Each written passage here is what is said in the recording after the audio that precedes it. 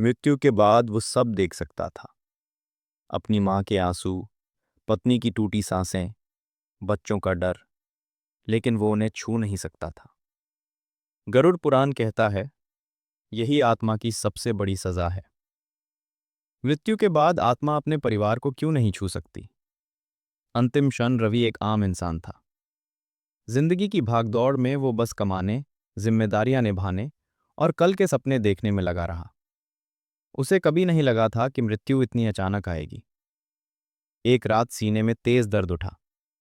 घर वाले दौड़े, डॉक्टर बुलाया गया, लेकिन कुछ ही पलों में उसकी सांसें थम गई। आत्मा का जागना। अचानक रवि ने खुद को हवा में हल्का महसूस किया।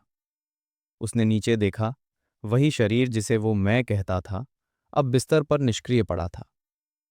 पत्नी चीख रही थी, मां बार बार उसका नाम ले रही थी, बच्चे सहमे हुए खड़े थे।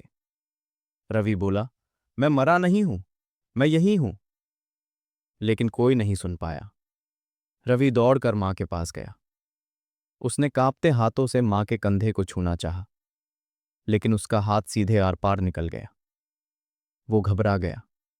पत्नी के आंसू पोंछना चाहता था, बच्चों को सीने से लगाना चाहता था, पर वो अदृश्य था।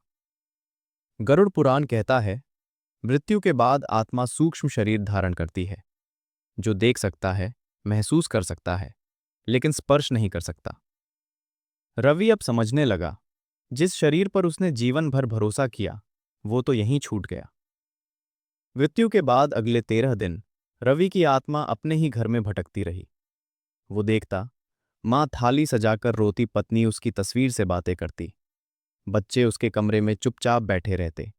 हर दृश्य उसके लिए यातना बन गया। वो सब कुछ देख सकता था, लेकिन कुछ भी बदल नहीं सकता था। आत्मा का सबसे बड़ा पछतावा।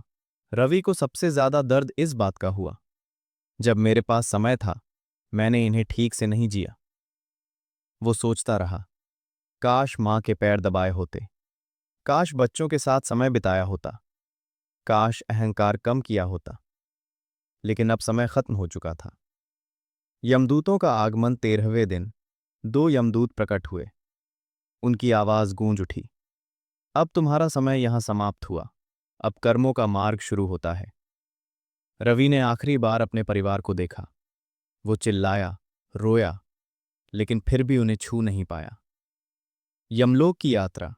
गरुड़ पुराण कहता है, आत्मा को कर्मों के अनुसार अलग अलग मार्गों से यमलोक ले जाया जाता है। रवि को अब समझ आ गया था, मृत्यु के बाद सबसे बड़ा दुख शरीर छूटने का नहीं, अधूरा प्रेम रह जाने का होता है। जो आज तुम्हारे पास हैं, उन्हें आज ही जी लो, क्योंकि मृत्यु के बाद आत्मा देख तो सकती है, पर छू नहीं सकती।